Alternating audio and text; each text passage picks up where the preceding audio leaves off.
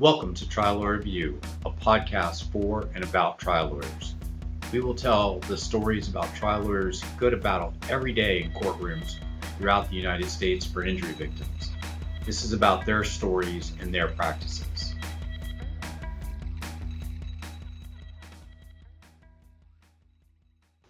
Hello everyone, I'm Jason Lazarus, your host for Trial Lawyer Review. Thank you for tuning in today for another episode. Trial Lawyer Review is brought to you by Synergy Settlement Services. In full disclosure, I'm not a professional podcaster.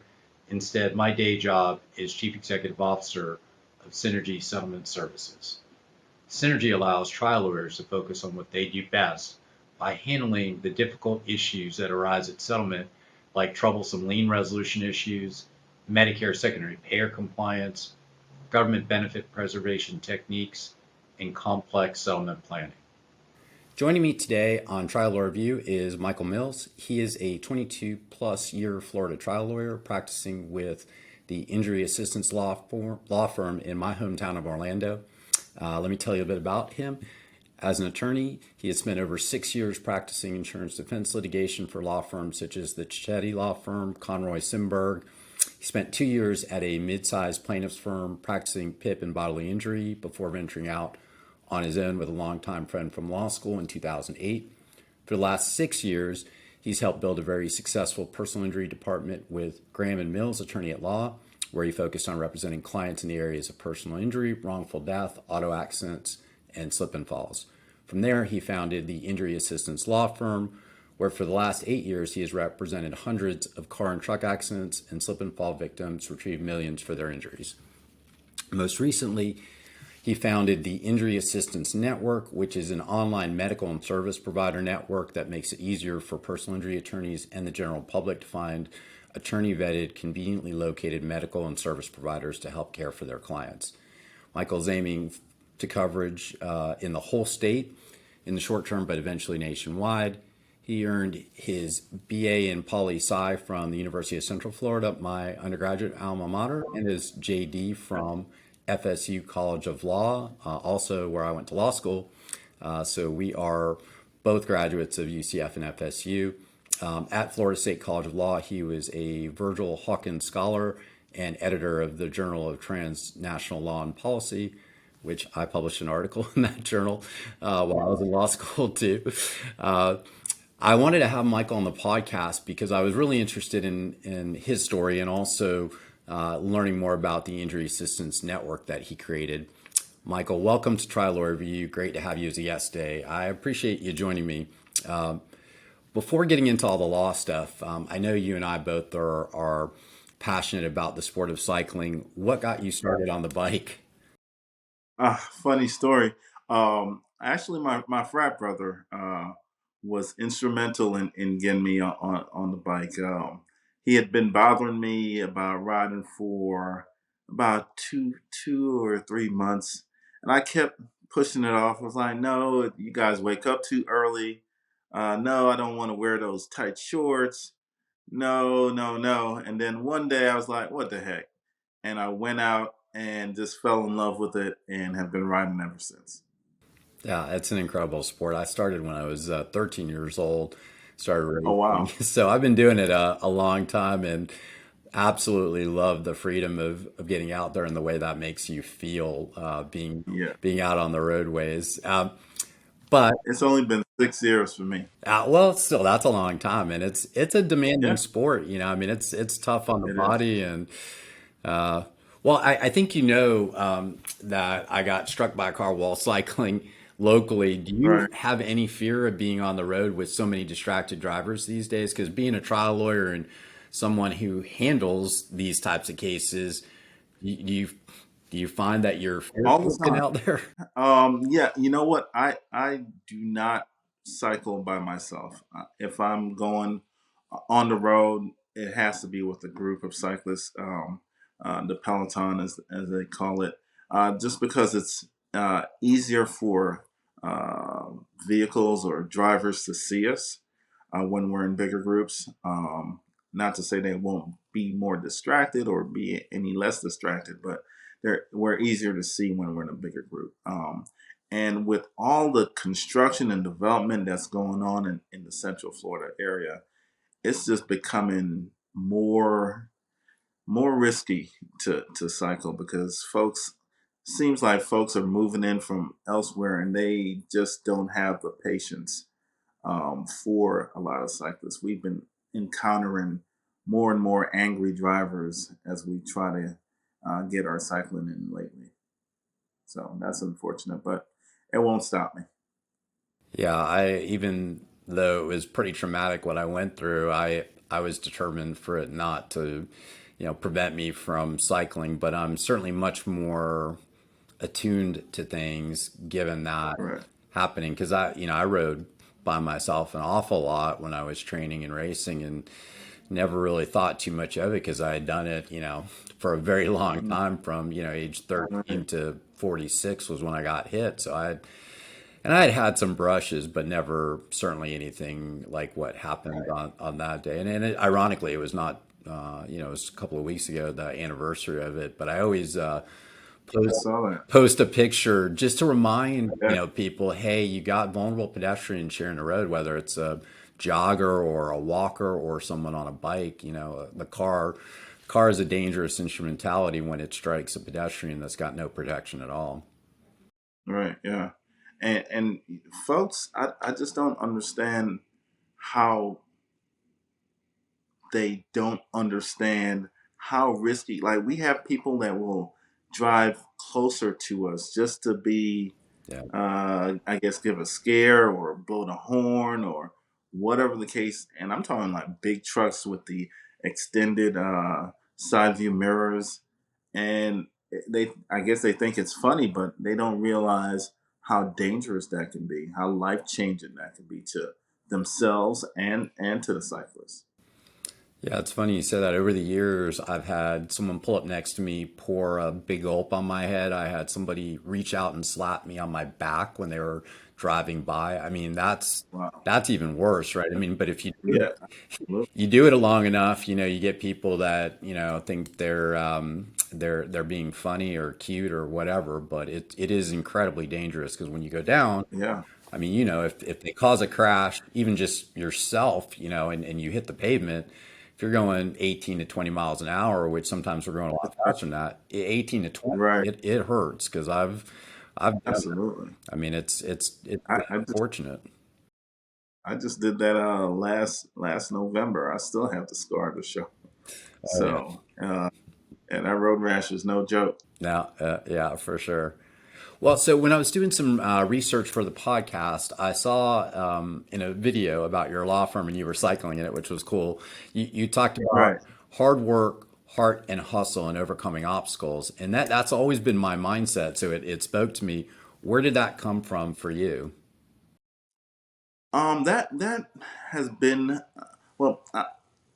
What happened was that we were having, and this was with some television execs, and we were talking about what drives me because they wanted my ad campaign to be more than just what everyone else sees on TV for a law firm ad. And I was just speaking about cycling and how it's a lot of hard work. And I equated that to everything else that we do in our lives that require a lot of hard work and a lot of effort if we're going to be successful. Um, Also, the heart that it requires, because you can't just if you're riding out there for 60 miles in the middle of nowhere, it requires heart because you can't just stop and say I quit, I give up, because you still have to get back home. And then the hustle part is just the never ending drive to keep moving forward, keep going, and get that end result that you're looking for. So hard work, hard and hustle. It fits me. It fits the law firm. It fits my enthusiasm for cycling, and I think it was just a perfect fit. So that's what we went with: hard work, hard and hustle. Yeah, I love I it. have it on. I have it on my cycling jersey and everything else that I do. Yeah, I might even get a tattoo. I love it. I that's that's how I've always approached business, school before that, athletic, Right. and I think it came from my parents, seeing them come down here to Orlando, start a business from scratch and build it, and all the heart and hard work and hustle that it takes. I mean, just like you with your firm and me here with Synergy, it's it's certainly not something that just comes to you. If you're building something Nonstop. from scratch, it's a lot of that. Yeah, absolutely, absolutely, nonstop. So what was it that drove you to become a trial lawyer, and your passion for being a trial lawyer? What's behind that? Well, I would say I was kind of guided to it. When I went into law school, I didn't know anything. I didn't know anything about plaintiff work or any of that. I saw law basically from L.A. Law, that show back in the '90s, and everybody was like a corporate lawyer. So it was my goal to be a corporate lawyer, going through law school, and then as I started going through law school, I realized that that wasn't quite what was my interest. And then, fresh out of school, I got a job at an insurance defense firm up in Tallahassee, the Cicchetti Law Firm, and I started to enjoy that, and we moved here to Orlando, and I got another insurance defense job at Conroy Simberg, and that's where I actually learned a lot of the things that you need to do as a good PI attorney or a good defense attorney. The discovery and the depositions and doing the mediations and all of those things, but as I went along, I realized that being on the insurance company side wasn't really my cup of tea. I'm more of a people person, and working for the insurance companies and trying to find a way for them to pay less to somebody that was injured, or I saw probably could use the money. I didn't. It didn't sit well with me. I'm originally from the Virgin Islands, from St. Croix, and so we grew up with a lot less there, and I think I got my empathy for folks from just my upbringing and from my mom, and working for the insurance company, it just didn't sit well. I just prefer to be able to help people. I love when I get done with the case and you know uh, hand my client a check. The smile that they give, I get hugs. You know, I get thank yous. They become forever my clients. That's what I respond to. I really can appreciate the efforts that I put into the case, and that spoke to me more than working for the insurance company.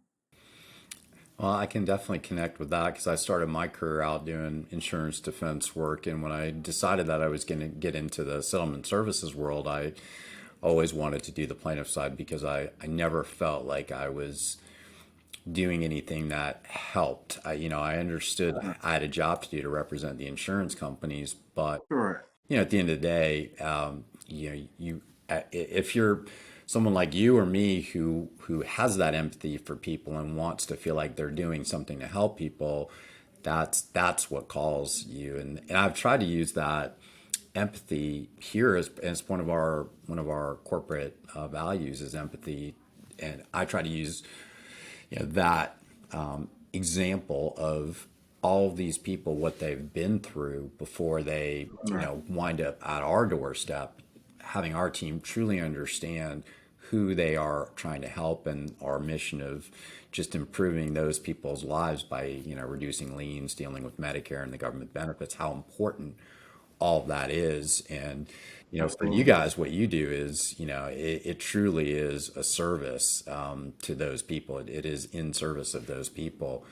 And having that empathy and feeling, I think, is one of the top things a trial lawyer needs to have, And everybody that's been on this podcast, very successful trial lawyers all, talk about that connection, I think, in some form or fashion. Yeah, and your client can definitely tell. They can tell when you really and truly care about them and their case, and it's not just another file for you. And I'm glad that they can pick up on that because, yeah, when I'm on a case and when I'm doing everything that I can do to try and get the best possible result for my client, I want them to know that this is something that I take seriously. So I was actually going to ask you about doing defense side and what made you decide to move over. Was there any particular, case where you said, you know what, this is just the straw that broke the camel's back, or was it just simply over time you just felt like you just Um, weren't doing what you were supposed to be doing? it was twofold. There was a particular case, but that wasn't what the straw was that broke the camel's back, as they said. It was a particular case where we had to defend someone where a drunk driver ran over a guy that was changing his tire on the side of the road and drug him for some distance, and they wouldn't pay the policy limits. And I could not understand why why did they even hire us? Why not just tender those limits? I think, and I believe it was only like $300,000, may have been $1 million, but in either case, that's someone's life. Now, I wasn't specifically working on that. I wasn't the lead attorney on that file, but it was a pretty major file for us, and so I was involved in some, and I was an associate, so I was just involved in some of the discovery stuff, I believe, on the file. But that wasn't what did it for me. Actually, what did it was um, a month or so after my twins were born, I took some time off from the office to help my wife care for our newborn twins. And because I took that time off, I was required to make up that time in the following year, which would require me to work 75 plus hours a week and take that much time away from being with my twins. And by that time, I had been there for about 4 or 5 years already. And I was already at that tipping point, and that is what kind of broke the camel's back because I didn't want to take any more time away from my family and from my newborn twins to be at the office just billing hours. So I decided, you know what, this is a good time to make that change, and so I did. Yeah, I think one of the things I hated the most about doing defense work in terms of just the day to day was, point one, point two, a timesheet, That and billable hour yeah, requirement. yeah, and being expected to I bill hated no matter what. And Right. I just never felt comfortable with that. Even, just the idea of that, really that's not what it's all about. Point ones and point twos and point fives. Yeah. Yeah, but and that's how the insurance defense firms are built. So, it's so much. It's and just being at work doesn't mean that you're billing time either. So, Yeah. you actually have to. There has to be some physical thing that you have done or accomplished for that to actually count towards your billable hours. So at 75 plus hours a week, I'm like, you know what? I'm going to pass on that. Yeah. There's better ways for me to spend my time than trying to bill. Yeah.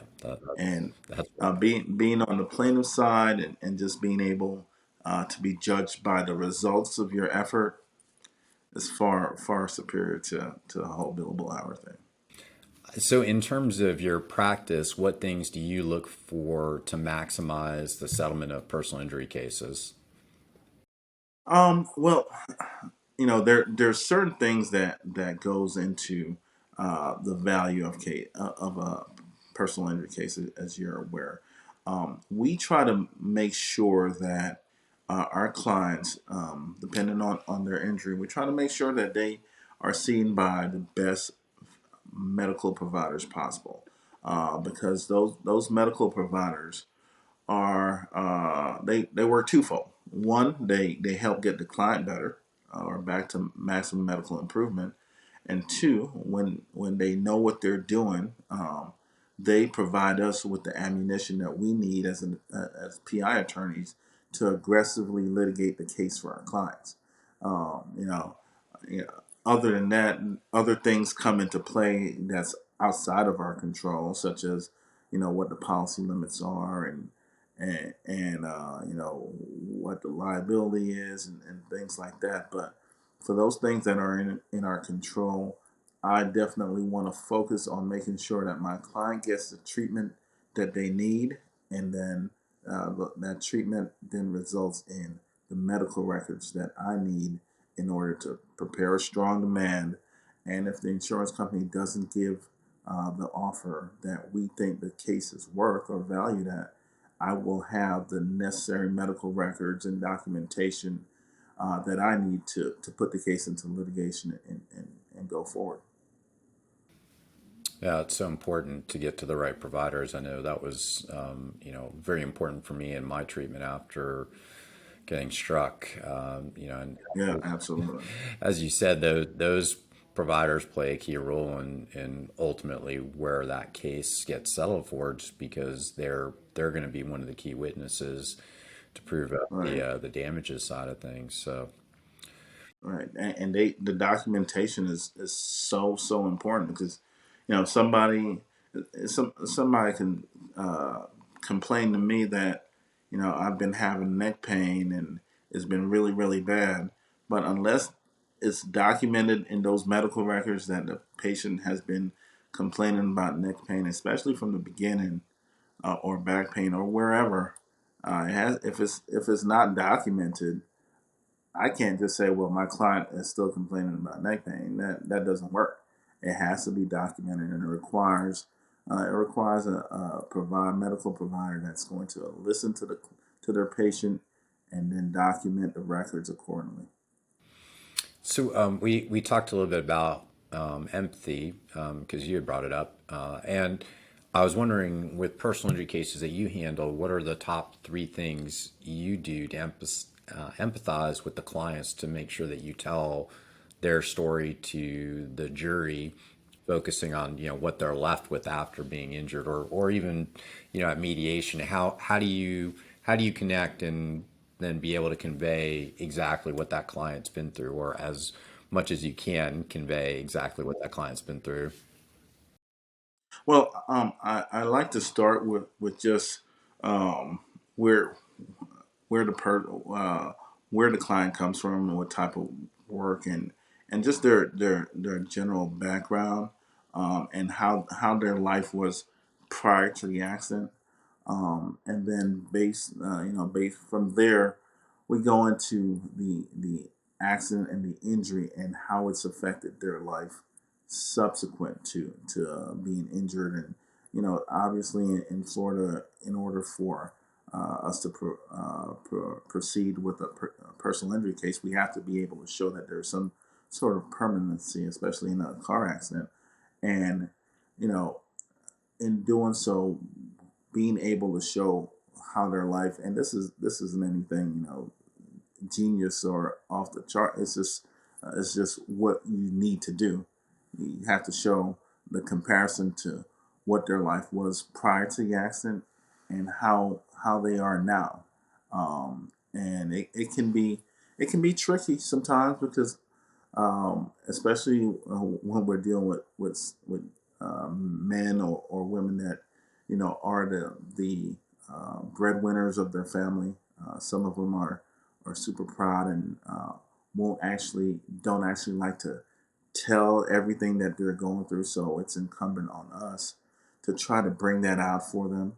A lot of times, these injuries will affect their relationships with their significant other, their spouse, and it's important for us to also bring that to the forefront, because that's major. That our loved ones and our relationships with our loved ones are key to our overall happiness. And so if that relationship has changed as a result of the injury that you suffered from an accident, a slip and fall, or whatever the case may be, it's important that we're able to articulate that to the jury or to the mediator or whatever the case may be, so that they know it's not just a run of the mill injury, and this person is really doing fine, but we're trying to make it to be everything that it's not, and so bringing out those key things for me, I think it's really important.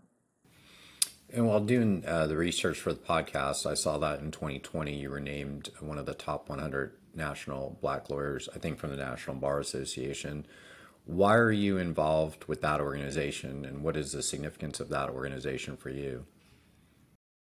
Well, for me, it's just important to be a part of the National Bar Association, because I'm not sure if you're aware, but I think African Americans on a whole, uh, in the U.S., I believe we only make up. I think we make up less than 5% of the total attorney population. And here in Florida, I think it's even less than that. It's 2 to 3%. So being a part of a bar organization that kind of recognizes the the contributions that we make as African American attorneys, I think that's important. I'm also a member of the American Bar Association, but it's just a way that we can connect with other African American attorneys as well all across the nation. Have you, because that's sort of why I was asking, I was wondering, in your experiences as a trial lawyer, have you experienced anything you think differently because you're a man of color? As a trial lawyer, I would say probably in voir dire, when we're doing trials, it becomes more present, and especially as a African American attorney, I represent a lot of African American clients, obviously, or not, maybe not obviously, but I do represent a lot of African American clients, and what I think when we're going to trial and being able to discern during voir dire whether somebody may be a little apprehensive or a little biased against or for my client because of their race or because of where they're from. Um, it's important for me to be able to uh, recognize that and make sure that we address that so that that person doesn't do a disservice to my client during the trial. So, if you were going to speak to a group of newer attorneys who were black, what would you give them as advice in terms of navigating the practice of law, given what you've just expressed? Um, I would say that it's important to definitely put yourself out there. You want to be um, you want to be known as just a good attorney that just so happens to be black. You know, that's a preference. It's so For me, the way I did it was, I created my whole network of different uh, people in general, including doctors, other attorneys, other professionals, and in doing so, you know, I think I was able to just create a network of different people that I can turn to for advice, conversation, and also they're an excellent client source. So, and that didn't occur overnight. Obviously, it's kind of funny because um, when when I was a younger attorney, I did not miss a happy hour on a Friday afternoon or a Friday evening. I was at every happy hour downtown, um, you know, meeting folks, having drinks, and just forming relationships.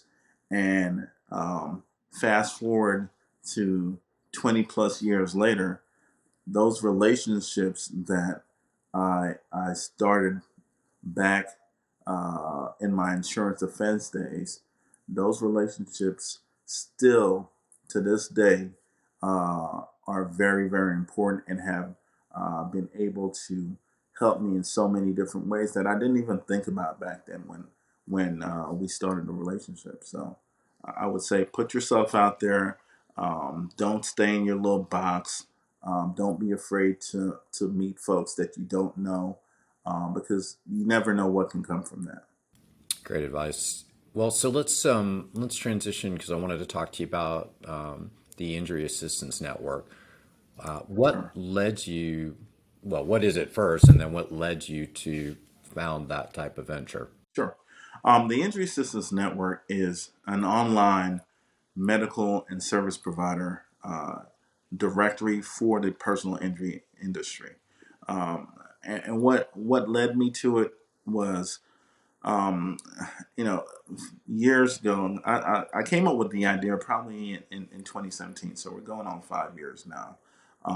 And it was because I would have clients that was outside of the Orlando, Central Florida area. So in South Florida, I'd have clients in Jacksonville, sometimes in Tallahassee, and I wouldn't know who to send them to for medical treatment. And as I said, I see medical treatment as one of the key things that helps me to help get the client better, but also help me to build a case so that I can maximize the value of that case. And not knowing who to go to or who to send my client to make sure that they're going to get that quality care and I'm going to get the quality medical records that I need to aggressively represent the client uh, was an issue. I'd either have to go on Google or call up another attorney and say, hey, you know of a doctor in such and such area. And I just figured that there was a better way to do that. Another thing, folks would come into my office from different medical providers' offices and tell me where they're from and that they have a great clinic. And 2 months or so from then, I'd get a client in that area. And by that time, I knew somebody came in, but I don't remember their name. I don't remember where I did with the business card. I was like, you know what? There has to be a better way to do this, and that's how Injury Assistance Network was born. I went ahead and started the company, and actually back in 2017, I started it and then kind of put it on the back burner. I came up with the logo and everything. I incorporated, and then I got busy with firm work. And 3 years later or so, in 2020, for some odd reason, I just had a little extra time on my hands. We'll just call it COVID time. And so I was like, well, with everything else everything had slowed down to a basic grind, and I was like, well, let me start putting some more time into that idea that I had, and that's what I've been doing. So I worked on getting the website to the point where I wanted it, and to the point where it is today. That happened by August of 2021, and then I launched and started adding medical and service providers starting in October of 2021, and we have been growing ever since. So, yeah, if you looked into the future, how do you think Injury Assistance Network will help injury victims and trial lawyers as it grows? Absolutely. As it grows, um, with the world just becoming so much more technological, basically. we're still going to we're still going to have the need for marketers, but being able to just go online, choose the provider or the specialty that you're looking for, and then choose the location that you're looking for, and then somebody or a practice comes up that's already been vetted. You already know your client is going to get good care, and you're going to be provided with the medical records that you need. The provider is going to send them out as needed for the diagnostic treatment, and so on and so forth from there, ortho, neuro, whatever the case may be, based on the needs of the clients. It just makes it that much easier to make sure that your client is going to be in good hands.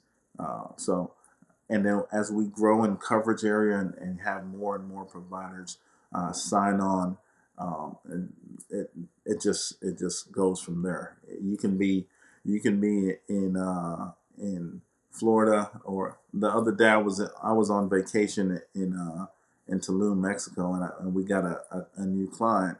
And I just sent my staff to the site, and they were able to find a provider to treat the client with no problems, and I knew that the client would be taken care of. So, a couple more questions. What are the most challenging issues you face when a case settles? And selfishly asking just about types of things that we typically deal with, like negotiating healthcare liens, whether it's an ERISA plan or Hospital hospital. liens, Yeah, yes. dealing with Tho- Medicare. yeah, yeah. Those are, I mean, I know it's a shameless plug, as they call it, but I mean, it's so true. Before synergy settlement, my staff, my paralegal could literally spend months dealing with trying to get a hospital lien resolved. And during that time, the client is also waiting for those months to be able to recover their settlement proceeds. And also, as a firm and on the business side, I'm waiting for months because I can't get the fees and costs on the work that I've done, even though the case is pretty much done. We've already gotten the settlement, but it's just sitting there as we try to figure out and negotiate and find who to talk to at the hospital or at Medicare or whatever the case may be, so that we can get the amount done and be able to disperse to our clients. So that is like one of the most frustrating things, to know that you put all that hard work in, you got an excellent result for the client, and you have the check and you have the money in the bank, but you can't do anything with it. You can't give it to your client. Meanwhile, they're calling you, hey, what's going on? I need this money. My rent is late, whatever the case may be. And we can't really do anything because we're still trying to get in contact with someone on the other side at the hospital or with Medicare, and you guys know how long that takes. And since we've worked with you, it's just been so much easier. We can just basically hand that part of the case over to you. My staff can go on to doing other things, and we can let the client know, hey, this is being worked on, and it doesn't take nearly as long either. So I guess you guys have the relationships that you've built on your side to be able to shortcut what we were trying to create. I mean, why recreate the wheel? You guys already have the wheel. Just have you guys do it, as opposed to us having to create the wheel and try and figure out who it is we need to call, what numbers we have. Oh, that number didn't work. It just went to a voicemail or whatever the case is. So it just makes it way easier that way. I love your point about the client satisfaction part, because I think that's something that sometimes is overlooked, because the idea, behind our services, making sure that we protect the net recovery and get that client every dollar that they are entitled to by negotiating as aggressively as possible Right. those liens. And then, for the firm, it's just about, as you said, efficiency, making sure that, ultimately your firm can focus on what it does best, which is bringing that next case to resolution or going to trial, not Right. haggling with lien holders. Last question, and it's open ended. You talk about whatever you want. Since it's trial lawyer review, my question is, what's your view as a trial lawyer? Oh, that is super open. Yeah, um, my view as a trial lawyer, just in regards to anything, yeah. um, I think as a trial lawyer, I think that it's important that we definitely want to focus on one of the things that you just mentioned, the satisfaction of our clients.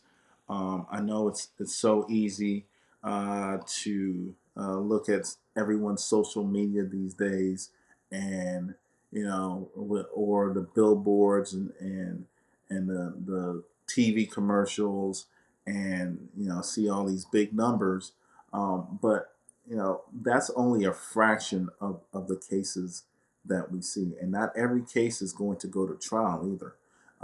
And so, just because a client doesn't have $1 million case, just because they don't have 100,000 or 250 or $500,000 policy limits, it may just be a $10,000 or $25,000 policy limit. To that client, their case is still super important. And I don't think just because they may only have 10,000 or $25,000 in benefits that we should treat them any less. I focus just as hard on those clients as I focus on client with $100,000 policy limits, because when it comes down to it, we're in the service industry. That's how I see it. We're in the service industry, and we're here to serve our clients. And it's not their fault that the person that hit them only had 10,000 or 25,000. They really don't care. They just want to make sure that they get the best service that they possibly can get, the best representation that they possibly can get, and to know that their attorney did everything in his or her uh, control to take care and look out for them as their client.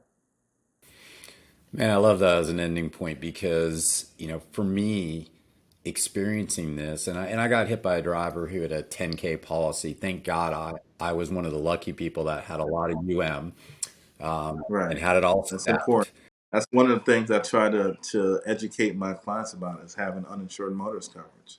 Super important.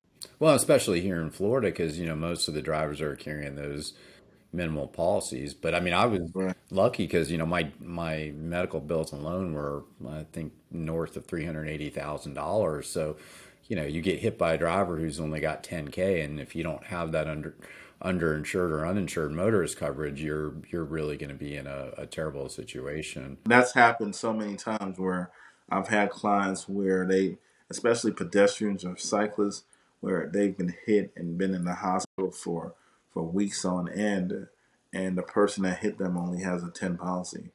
It's and I have to tell them, look, this is it.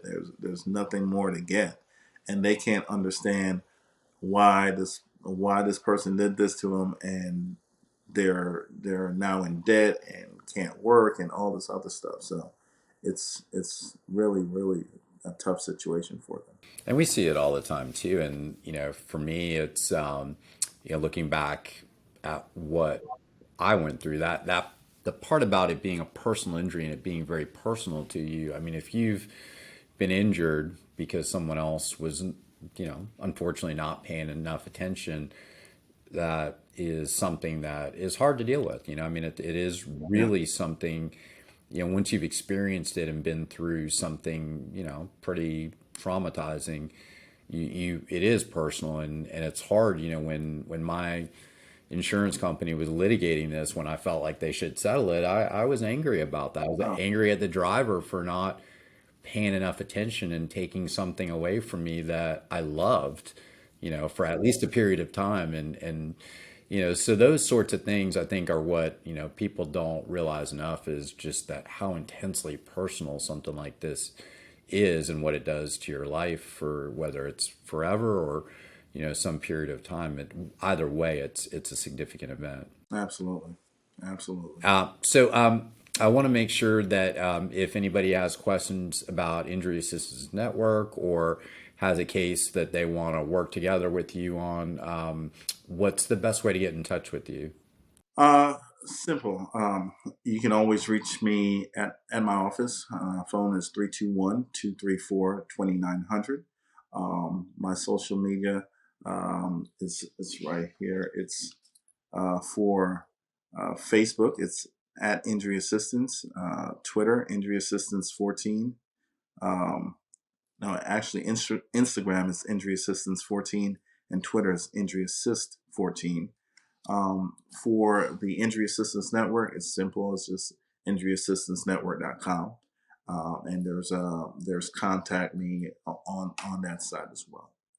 And listeners will link to all of that as well when the podcast episode gets released. And thanks everybody for tuning in to this episode of Trial Lawyer Review, and we'll see you on the next one. Thanks for tuning in to Trial Lawyer Review. You can find more at triallawyerreview.com and look for more episodes and more content coming in the future.